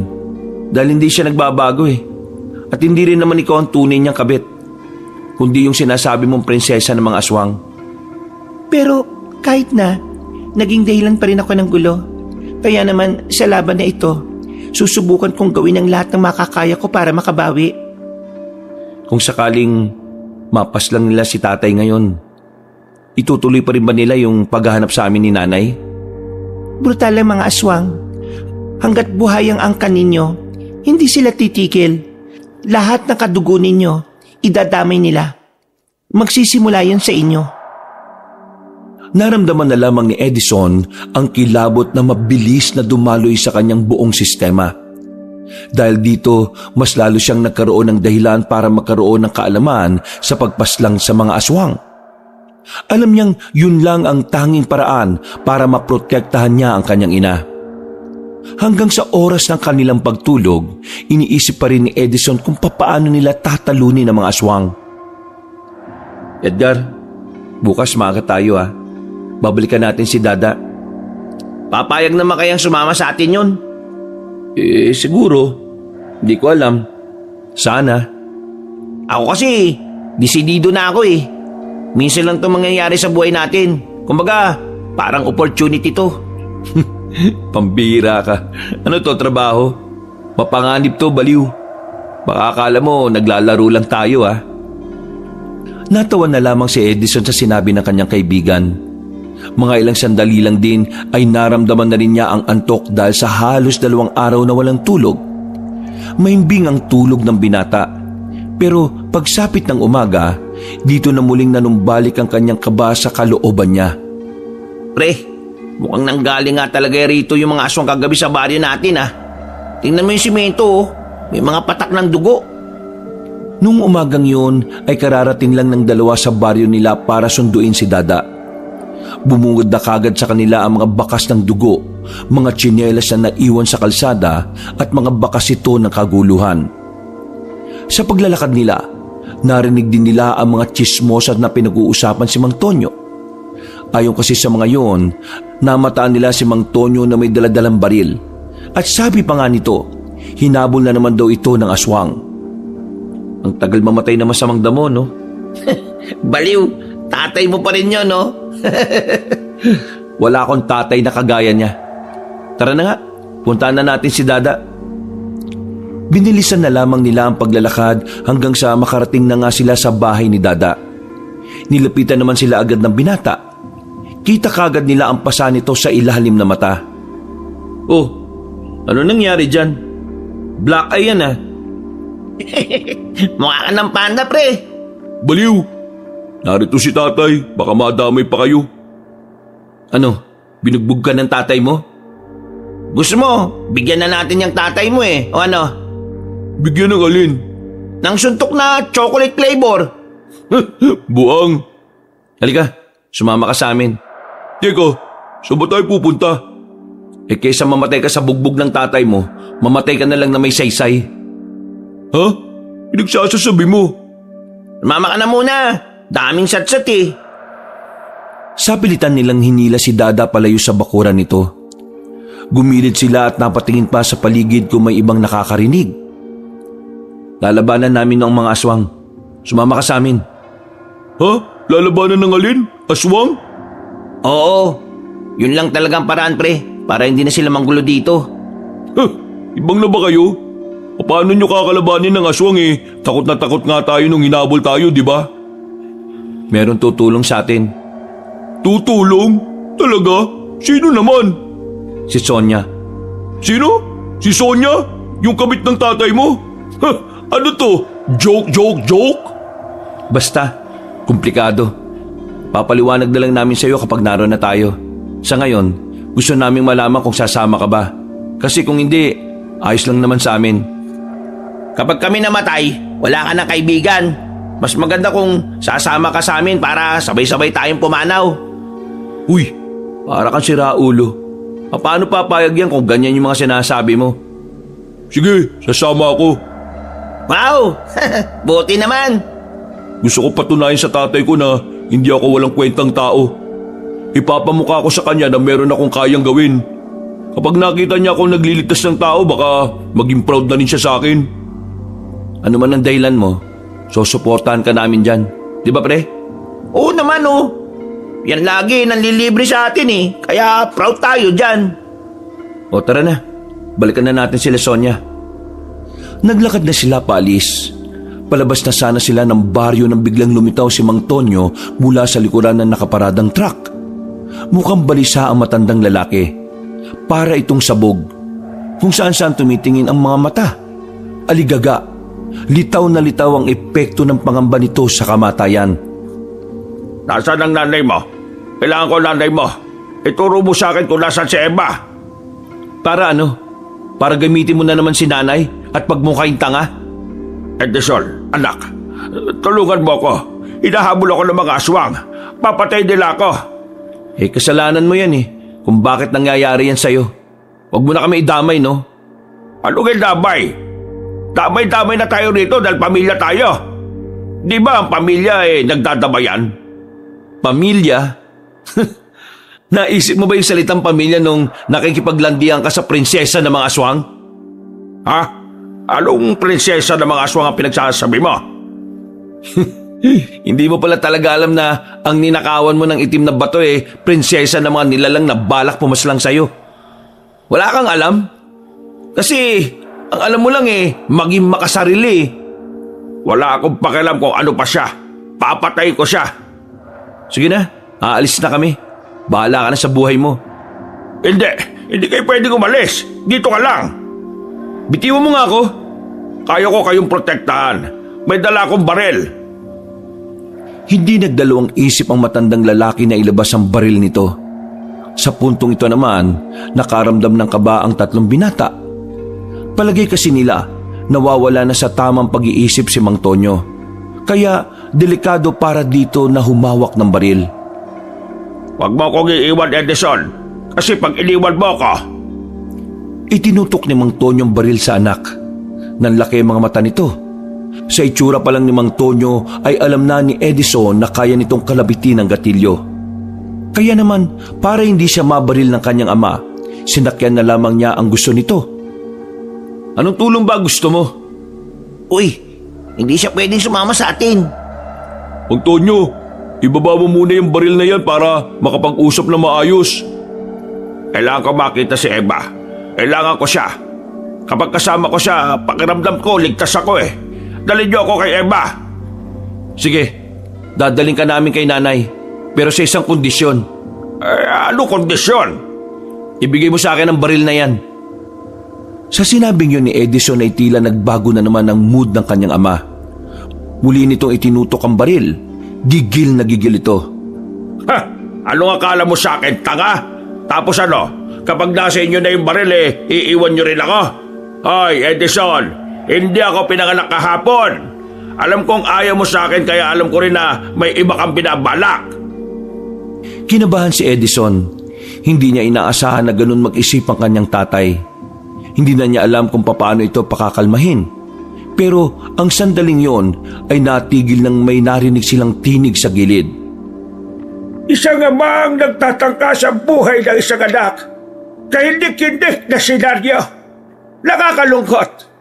Papaanong nagagawa ng isang amang mga bagay na may panganib na dulot sa anak niya?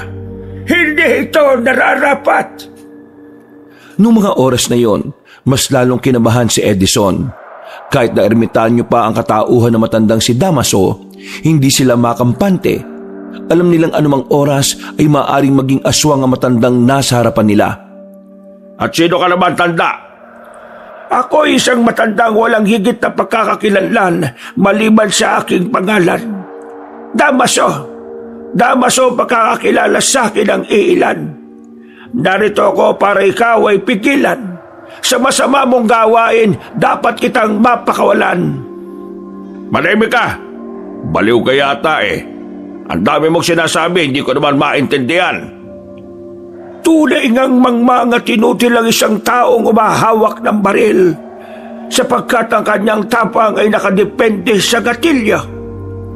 Sinabi ng manahimik eh. Kung patay kita ngayon, dami mong sinasabi, lintik ka.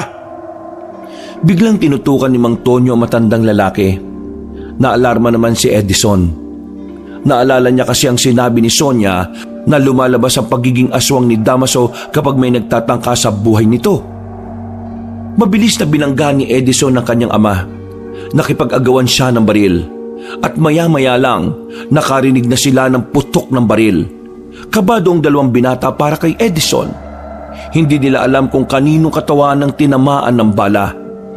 Nakita na lamang din kasi nila na meron ng dugo sa lapag. Edison! May tama si Edison! Hindi na nagsayang ng sandali ang dalawang binata. Agad nilang nilapitan ang binatang si Edison. Pagtingin nila ay napagtanto nilang tinamaan ito sa braso. Napakawalang kwenta niyo talaga! Tingnan niyo ginawa niyo sa sarili niyo, anak ko! Wala akong kasalanan dyan! Tumakbo pali sa matandang si Tonyo na daladala ang baril, habang si Edison naman ay inalalayan nilang makatayo. Sakto naman na may napadaan na tricycle kaya agad nila itong pinara. Bago sila umalis, nakita nila ang matandang si Damaso na nakatingin lamang sa kanila. Tila nagtataka kung ano ang nangyayari. Naitakbo naman nila sa ospital si Edison. Daplis lang naman ang tama. Kaya ilang oras lang din ay nakalabas na rin ang lalaki. Huwag niyo na lang siguro muna kayong maingay kay nanay na nangyari to. Ayaw ko mag-alala siya eh. Paano naman yung matandang aswang kanina? Ang ibig ko sabihin yung matandang si Damaso. Mabuti na nga lang at napigilan ko si tatay sa gusto niyang gawin. Kasi kung natuloy niya yon, biglang magpapalit ng anyo bilang aswang si Damaso. Kahit maliwanag, mapapatay niya tayo nang wala sa oras. Di mas maganda pala talaga kung hindi na siya naging aswang. Yun nga kung hindi biglang lilitaw ang katauhan niya bilang aswang. Base sa sabi ni Sonia yung katauhan niyang aswang ay bigla-bigla na lang ding lumalabas. Siguro, balikan na lang muna natin sila Aling Eva at Sonia. Galingan mo na lang ding magpanggap kunwari walang masakit.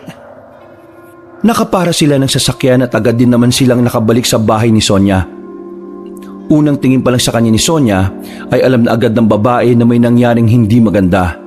Pero sinenyasan lamang ito ni Edison. Kumusta naman ang lakad ninyo? Eto, buti na lang napapayag namin itong si Dada. Sino ba naman kasi ako para tumanggi, di ba? Kaibigan ko ba nga ito Hindi ko naman hahayaan na sila lang ang lalaban. At saka, may gusto po akong patunayan sa tatay ko. Maya-maya rin na isisimulan na natin ang pag-iinsayo ninyo. Hanggang kailan pala tayo mag-iinsayo? Hanggat mararamdaman yung kaya nyo na. Nagkakatinginan na magkakaibigan. Mababa sa tingin nila ang namumuong pagkasabik. Ngunit naroon din ang kaunting kaba. Bago nila sinimula ng pag-iensayo, inihatid na muna nila si Aling Eva sa isa sa mga kamag-anak ni Sonia. Pansamantalang doon na muna mananatili ang matandang babae hanggat hindi pa natatalo mga aswang. Dakong 3:00 ng hapon, nagtungo na sila sa kagubatan. Sinimulan na ni Sonia ang pagtuturo sa 3 anak. Pinahawak ang 3 binata ng kanya-kanyang itak. Mula sa pinakasimpleng galaw hanggang sa pinakamahirap ay itinuro ni Sonia. Hindi naging madali para kina Edison ang pagsasanay na yon.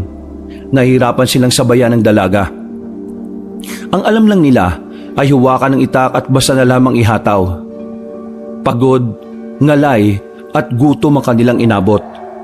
Hanggang sa sumapit na nga ang gabi. Lupaypay silang nakahiga sa damuhan habang nakatingin sa kalangitan. Hindi tayo tatagal sa laban kung mabilis kayo mapagod. Tandaan ninyo, hindi mga tao makakalaban natin, mga aswang. Di hamak na mas malakas sa mga resistensya ng mga yon. Kaya dapat tapatan natin sila o mas mainam pang ang higitan natin. Hindi ka ba naaawa sa akin? Masakit pa nga braso ko Dumudugo pa nga ulit Sa totoo lang, ang ganyang klase ng sugat ay kinakalimutan lang. Ikaw kasi, sanay ka na. Abang kami, hindi. Kaya madali lang naman talaga magsalita Pero may punto naman lahat ng sinasabi ni Sonia. Kailangan nating intindihin yun. Kahit na alam naman nating malayo ang agwat natin sa kanya. Wow!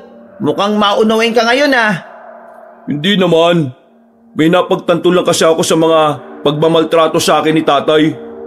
Sige nga, sabihin mo nga sa amin at baka meron kaming matutunan. Naisip ko lang kasi, siguro kaya ako laging ginaganon ni tatay. Dahil nakikita niyang mahina ako. Nakikita niyang hindi ko naman kayang lumaban. O hindi ko kayang ipagtanggol ang sarili ko. Naisip ko nga rin, kung natuto ba akong pumalag sa kanya ng maaga, ganun pa rin kaya ang trato niya sa akin? Siguro hindi. Matatakot sa'yo yun. Ano namang kunik niya sa pinagdadaanan natin ngayon? Kunik? Yung pagiging matatag. Kasi dito sa laban natin, kung una pa lang pinapakita natin sa mga kalaban natin na hindi natin kaya, lalong-lalo nila tayong sisindakin. Alam niyo mga pre, sa mundong ito, ang mahihina ang laging talo. Ang mga walang lakas ng loob ang laging agrabyado. Ito yung natutunan ko kay tatay, na kapag ikaw nang sisindak at nasisindak mo ang isang tao, ibig sabihin nun, malakas ka. Mas malakas ka sa kanya. At kapag ikaw ang nasisindak, ibig sabihin nun, wala kang lakas ng loob. Kaya nga sabi ko sa sarili ko, sa oras na sumama ako sa inyo at nakabalik ako ng buhay, haharap ako kay tatay. Hindi na para maging anak niya lang, kundi para maging isang tao na kaya nang ipagtanggol ang sarili laban sa kung sino man. At kahit pa sa kanya. Sa mga sinabing yon ni Data ay napangiti si Edison at Edgar. Natuwa sila sa kanilang kaibigan. Ito kasi ang unang beses na nagsalita ng ganon si Dada. Kahit ang dalagang si Sonia ay nakikinig na lamang, sumilay din ang ngiti. Ngayon pa lang pre, proud na kami sa'yo. Parang ginanaan ako bigla Na-motivate ako sa sinabi mo Yung mga sinabi mo, napagtanto ko lang na wala akong karapatan maging mahina.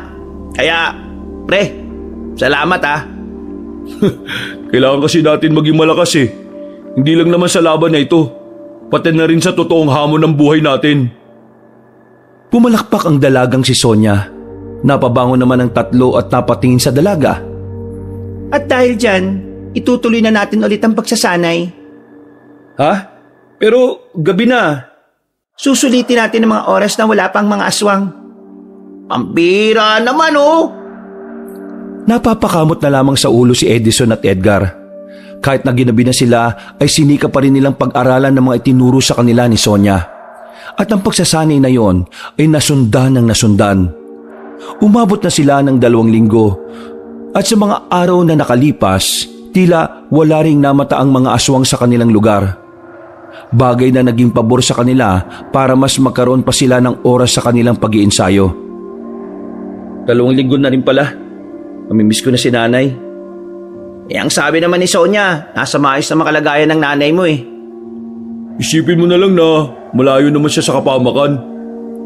Nung mga sandaling yon ay nasa bungad sila ng kagubatan.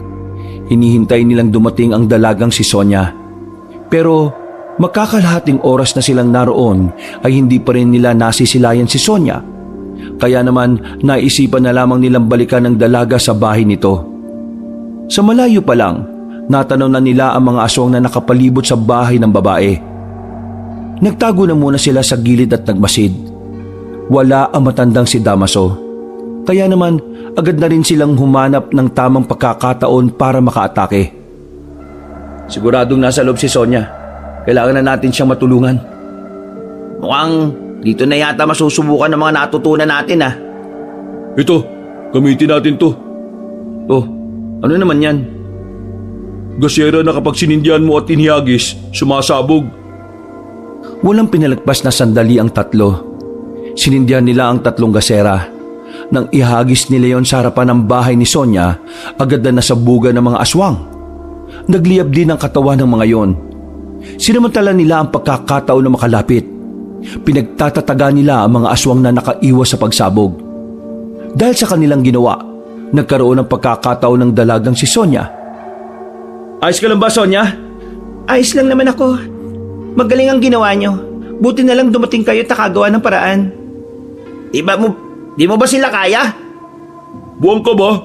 Napapalibutan na siya at mag-isa lang siya. Paano niya kakayanin? Nagtatanong lang naman ako eh. Hinahabol na nila tayo. Bakit ba kasi tayo ang hinahabol? Di ba dapat si Bang Tonyo? Nasa akin ang itim na bato. Teka, paano mo nakuha yan? Akala ko ba hindi na alam ni Papa kung nasaan yan? Sinuyod ko ang bayan. Isa sa mga sanglaan doon ang pinagbenta nito ni Mang Tonyo. Ngayong hawak-hawak na natin ang itim na bato na ito.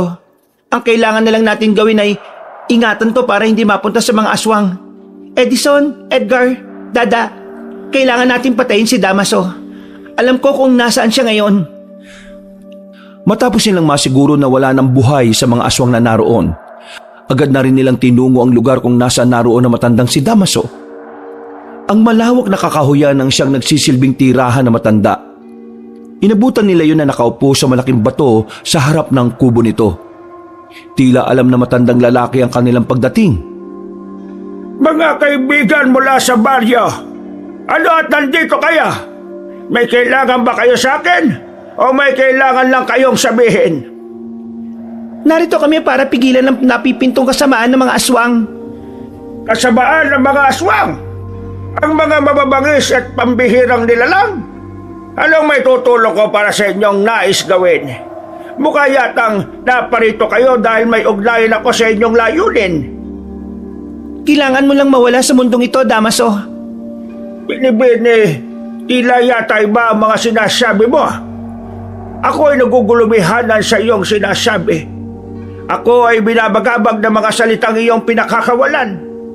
Maaari mo ba akong bigyan ng mas malinaw na kahulugan? Sa madaling salita, kailangan niyong mamatay. Sonia, hindi ba baka bigla na lang maging aswang ang katauhan niya? Yun na talaga ang mangyayari kaya ihanda na ninyo ang sarili ninyo. Tumayo ang matandang si Damaso. Bahagya itong lumapit sa kanila. Hindi pa rin nawawala ang ngiti nito. Pero iba ang nararamdaman ni Edison sa ngiting yon. May isang katanungan lamang akong nais mabigyan ng kasagutan. Kung kailangan ko mawala sa mundong ito, kakayanin niyo bang gawin yon para sa akin? Napadistansya ang 4 nang makita nilang tila ng isay si Damaso. Nag-uumpisa na itong magpalit ng katauhan bilang aswang. Hindi nagtagal, tuluyan na nga itong naging halimaw. Lumabas ang malapad na pakpak na matandang aswang. Naging mas kulhado ang katawan. Dumami ang mga ugat na nakaumbok sa mukha nito. Naging kulay itim ang lahat ng mga mata nito. Maganda kayo. Tumakbo si Damaso palapit sa kanila. Medyo may kabagalan itong kumilos. Kaya naman nagawa pa rin nilang makailag. Pero hindi sila naging kampante. Dahil kahit nagagawa nila itong iwasan, tila hindi naman nakakaramdam ng pagod ang nakakatakot na nilalang.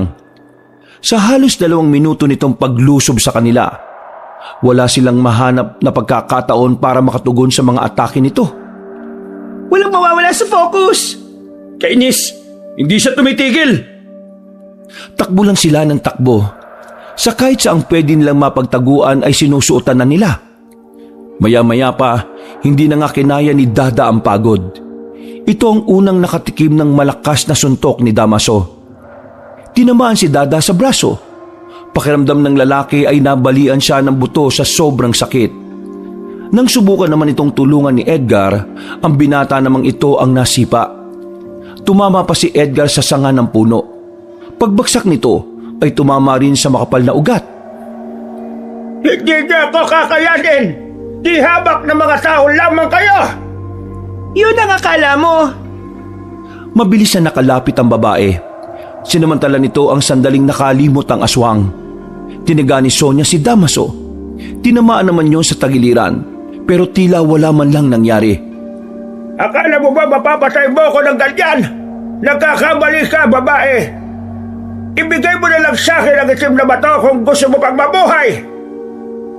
Mas pipiliin kong mamatay kaysa ibigay sa iyo ang gusto mo. Muling lumusob ang babaeng si Sonia. Pagtaga nito, nahawakan lang ni Damaso ang kanyang kanang kamay.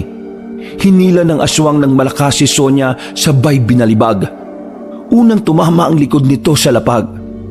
Nang makita ni Edison na nakahandusay na ang kanyang mga kasama, naglakas loob na rin siyang gumawa ng pag-atake. Tumakbo siya at tumungtong sa bato at lumundag siya ng mataas.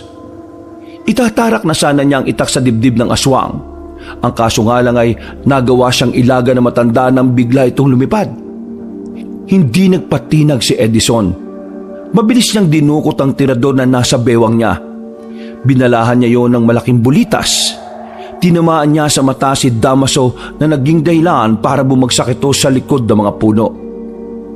Ayos lang ba kayo? Sira ulo, sa likuran mo. Nang lumingon si Edison, nakita niyang papalapit na sa kanya si Damaso.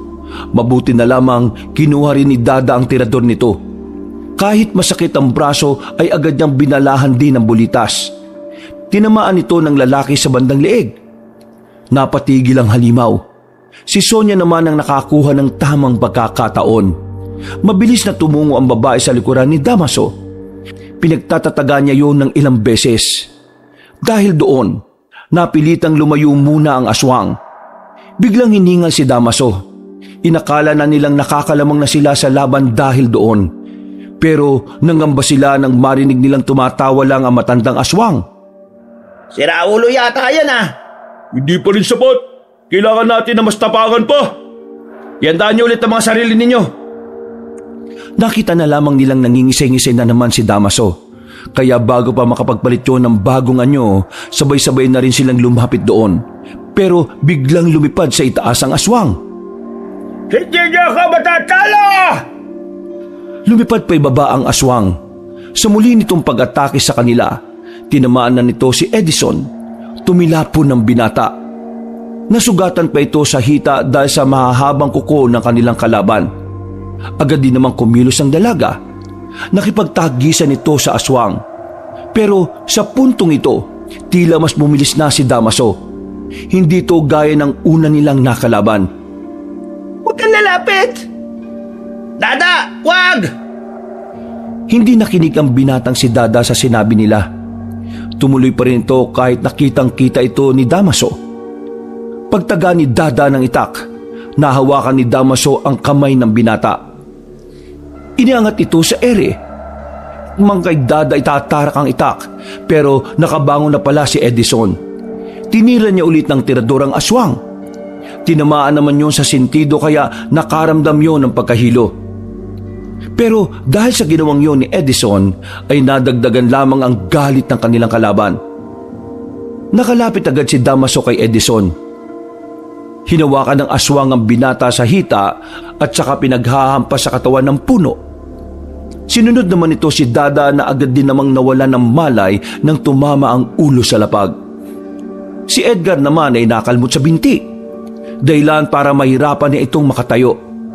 Ang natitira na lamang na nakatindig noong mga puntong yon ay si Sonia. Kahit ang dalaga na sanay na sa mga ganoong laban, tila bigla na lamang ding nakaramdam ng kaba. Ibigay mo na sa akin ang itim na bato para wala ng buhay na mawala ngayong gabi! Kung gusto mo makuha ang itim na bato, kailangan mo muna akong patayin! Talagang sinasagad mo ang pasensya ko, ha? Sabay na umatake ang isa't isa. Pagkalmot ni Damaso, nagawang makailag ng babae. Nakakita ito ng tamang pagkakataon para itarak ng itak sa tagiliran ng aswang. Nagawa niyang puruhan ng kalaban niya. Pero naramdaman na lang din niya na meron na rin siyang sugat sa braso. Hindi niya namalaya na natamaan din pala siya. Laylay na ang kanang braso niya. Kaliwa na lamang ang magagamit niya na kung saan hindi siya sanay gamitin. Pero wala nang nagawa si Sonia. Sa isip niya ay kailangan na niyang isugal ang kanyang tsansa na meron siya. Hindi ako papayag na pagharian ninyo ang probinsyang matagal na naming inaalagaan. Mapikit ang! Muling lumusob ang matandang si Damaso. Pero sa pagkakataong ito, nakakuha na ng tamang pagkakataon ng dalaga. Nagawa niyang ilaga ng pagdakma sa kanya ng aswang. Nang mawalan ng balance si Damaso, ay saka na niya itinarak sa bandang likuran ng itak. Paghugot niya ay humarap na naman sa kanya ang matanda para sana makaganti. Pero itinarak naman ni Sonia ang itak sa kaliwa nitong dibdib. Hindi pa nakontento ang dalaga. Mas lalo pa niya itong ibinaon. Nang sumuka na ng dugo ang matandang si Damaso, ay agad na niyang hinugot ang itak. Oo nga't mas malakas ka sa mga tao. Pero nakalimutan mo yata na kung ano ang kapasidad ng isang tao. Masyado mong tiningnan sa mataas na paraan ang sarili mo. Nang mapahiga na ang matanda, unti-unti itong bumalik sa dating anyo. Nakita nila matandang Damaso sa matinong katauhan. Maraming salamat. Sa wakas, ako ay matatahimik na. Kasabay ng pagkawala ng aking buhay ay ang pagkawala ng sumpa sa aking katauhan. Ikinararangal kong kayo ang nakapaslang sa isang kagaya ko. Tuloy nang nalagutan ng hininga ang matandang aswang.